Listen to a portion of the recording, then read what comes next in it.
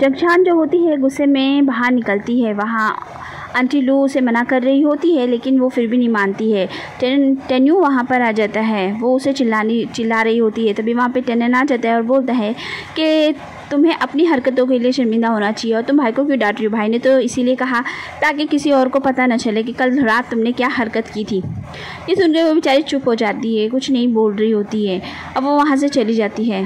बाहर वो अपनी सहेली के साथ होती है तो उससे बोलती है कि आजकल ये वो मुझसे बहुत ही ज़्यादा उखड़ा रहता है, ठीक से बात भी नहीं करता, पता नहीं क्यों ऐसे हरकत कर रहा है। तभी वो बाजू में से गुजरता है। वहाँ पर बहुत सारे फूल होते हैं। उन्हें देखकर उसकी सहेली कहती है देखो उसने तुम्हारे लिए तो लगाए हैं, तुम समझो। जो होती है आगे गाड़ी में के साथ जा रही होती है। जिंजर कहता है कि आप दोनों भी एक ही जैसे हो और हंस रहा होता है। आगे हमें दिखाते हैं कि शाओबू जो है शाओजू को संभालने की कोशिश कर रहा होता है लेकिन वो उसे बोलती है कि मेरी माँ नहीं मरी है। वो कहती है कि तुम मुझसे दूर हो, मुझे तुम्हारी कोई ज़रूरत नहीं है, तुम क्यों मुझे संभालने आ जाते हो बार बार। और ये कह के वो उसे धक्के मार रही होती है लेकिन वो कहीं नहीं जाता, वो वहीं बैठ जाता है। अब पहुँच जाते हैं शाओ की शादी में और वहाँ पर सब अरेंजमेंट वगैरह के लिए भी उनकी हेल्प वगैरह करते हैं और बहुत ही इंजॉय कर रहे होते हैं। वापस आते वक्त जंगशान को फ़ोन आता है शाओबू का और वो बताता है कि शाओजू की माँ अब इस दुनिया में नहीं रही। ये सुनने के बाद वो बेचारी बहुत शॉक हो जाती है। वो कहती है कि अब मैं आऊँ वहाँ पर। शाओबू जो है वो उसे मना कर देता है। वो बोलता है नहीं मैं संभाल लूँगा, तुम फिक्र मत करो। जिंजर बोलता है कि मुझे आपके बीच में बोलना तो नहीं चाहिए लेकिन मैं आपसे ये कहना चाहता हूँ कि इस लड़की से दूर रहिए, जितना हो सके उतना दूर रहिए। अगले सीन में हमें दिखाते हैं टेन्यू जो है घुड़सवारी करने गया हुआ था और वो वहाँ पर गिर जाता है घोड़े से। उसे चोट लगी होती है और वो घर पर आ जाता है। चीज़ों को हाथ लगाकर देख रहा होता है। उसके अंकल चैंस वहाँ पर आ जाते हैं और वो उसे डांट रहे होते हैं कि तुम्हें ऐसी हरकत करने की क्या ज़रूरत थी, ज़्यादा कहीं चोट लग जाती तो क्या होता। वो बोलता है अंकल चैंस जब मैं घोड़े से गिरा तो मुझे हल्का हल्का नज़र आने लगा है। ये सुनने के बाद अंकल चैंस बोलते हैं क्या सच में तुम्हारी नज़र लौट रही है? डॉक्टर ने कहा था वक्त लगेगा लेकिन ठीक हो सकते हो। टेन्यू बोलता है कि किसी को भी मत बताइएगा क्योंकि मैं उन्हें उम्मीद नहीं देना चाहता। अभी मुझे खुद नहीं पता कि मेरी रोशनी पूरी तरह ठीक होने के लिए कितना वक्त लगेगा। अंकल चैंस उससे बोलते हैं ठीक है और वहाँ से चले जाते हैं और वो बहुत खुश नज़र आ रहे होते हैं।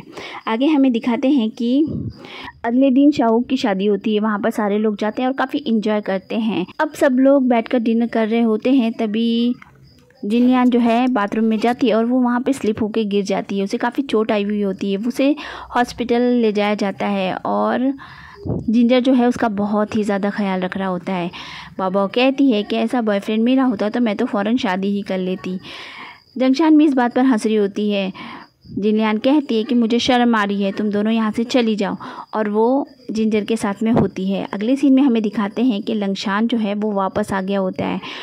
अंकल चैन जो है उसे बता रहे होते हैं कि टेन्यू की आंखों की रोशनी चली गई है। ये सुनकर वो बेचारा चौंक जाता है और वो बोलता है कि जंगशान को पता है? तो अंकल चैन कहते हैं हाँ उसे पता है।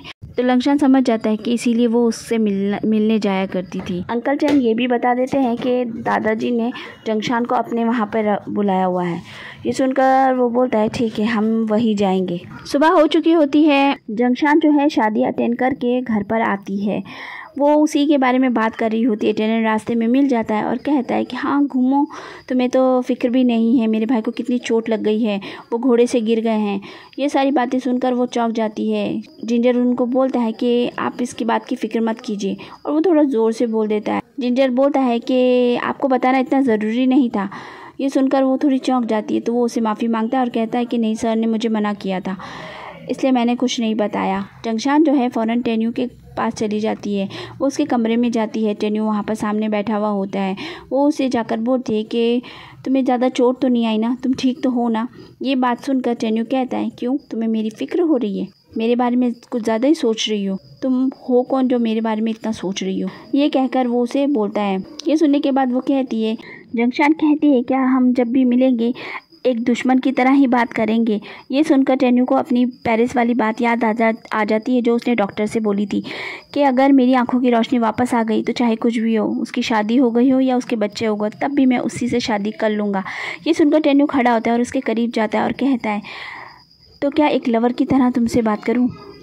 ये सुनकर वो शॉक हो जाती है और जाने लगती है। तभी टेन्यू उसे पकड़ कर खींच लेता है, वो उसे किस करने लग जाता है और सोफ़ा पे गिरा देता है और वहाँ पर भी उसके साथ ज़बरदस्ती कर रहा होता है।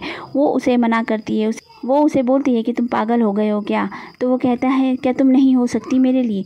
जब हम दोनों ने एक दूसरे से प्यार करने की सोची थी तब तो हमें डर नहीं लगा, तो अब किस बात का डर लगेगा? ये कहकर वो उसे बोल रहा होता है। वो इस बात को समझती है और वो भी अपना दिल खोल देती है और उसे किस कर लेती है। दोनों अंदर कमरे में ही होते हैं और बाहर टेनेंट जो है जिंजर के साथ कमरे में बात कर रहा होता है। वो कहता है कि तुमसे कहा था ना दूर रहो। जिंजर कहता है कि मैं बस उनका ध्यान रख रहा था। तो टेनेंट कहता है मैं उसकी बात नहीं कर रहा, जिन लियान की बात कर रहा हूँ, तो मुझे उससे दूर रहना चाहिए। जिंजर कहता है कि तुम्हें इससे कोई मतलब नहीं होना चाहिए, काम की जगह काम होता है, लेकिन ये मेरी पर्सनल लाइफ है और मैं नहीं चाहता कि तुम इसमें बोलो। ये कहकर वो चला जाता है वहाँ से। लंगशान वहाँ पर आ जाता है और वो सीधा जंगशान के कमरे में पहुँचता है, लेकिन वो वहाँ पर नहीं होती है। लंगशान को पूरा शक होता है कि वो ज़रूर टेन्यू के कमरे में ही होगी, इसलिए वो सीधा टेन्यू के कमरे की तरफ बढ़ रहा होता है। लेकिन वहाँ पर पहले से ही टेनेंट और मिस्टर चैंग होते हैं। वो उसे अंदर जाने ही नहीं देते हैं और उसे दादाजी से मिलने के लिए पहले बोलकर वहाँ से भेज देते हैं। अंदर टेन्यू और जंगशान होते हैं, वो बेचारे भी परेशान होते हैं और कुछ भी नहीं सोच रहे होते हैं। अंकल चैंग जो होते हैं वो टेनेंट को भी वहाँ से भेज देते हैं। दोनों बेचारे बहुत परेशान होते हैं अंदर कमरे में। सीन यहीं पे कट हो जाता है। आगे सीन में दिखाते हैं लंगशान जो है दादाजी के पास पहुंचता है। वो खाना खा रहे होते हैं। उनके बाजू में खड़ा हुआ आदमी उनके कान में कुछ कहता है और बाहर चला जाता है। दादाजी बोलते हैं कि उस लड़की को बिल्कुल भी ख़ानदान की इज्जत का ज़रा से भी परवाह नहीं है, वो ऐसी हरकतें करती है जो नहीं करनी चाहिए।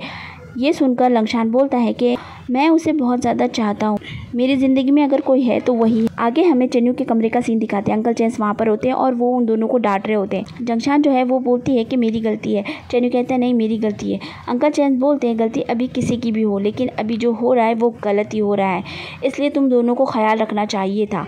अब सिचुएशन संभालना बहुत मुश्किल होने वाला है। जंगशान बोलती है कि मैं जाती हूँ। टेन्यू कहता है कि लो अपना कोट तो लेती हुई जाओ ये, और वो उठकर उसे देने लगता है। ये देखकर सारे लोग चौंक जाते हैं और जिंजर बोलता है कि टेन्यू तुम्हारी आंखें वापस आ गई। जंगशान भी उसे देख रही होती है। तभी बाहर से आवाज़ आती है कि लंगशान बेहोश हो गया है और जंगशान जो होती है वो भागकर बाहर चली जाती है। और यहाँ टेन्यू को समझ में आ जाता। टेन्यू जो है अपना सर पकड़ लेता है और उसकी आंखों में आंसू भी होते हैं। वो समझ जाता है कि दादाजी को सब पता चल गया है और बेचारा वो वहाँ पर बैठ जाता है। अगले सीन में हमें दिखाते हैं कि दादाजी लंगशान से बोलते हैं कि देख लिया तुमने उस लड़की को, इसीलिए मैं नहीं चाहता हूँ कि तुम्हारी शादी उसके साथ हो। लंगशान जो है वो बोलता है कि नहीं, कोई गलतफहमी हो गई होगी, मैं उससे बात कर लूँगा। और वो बोलता है कि इसमें आप फ़िक्र मत कीजिए।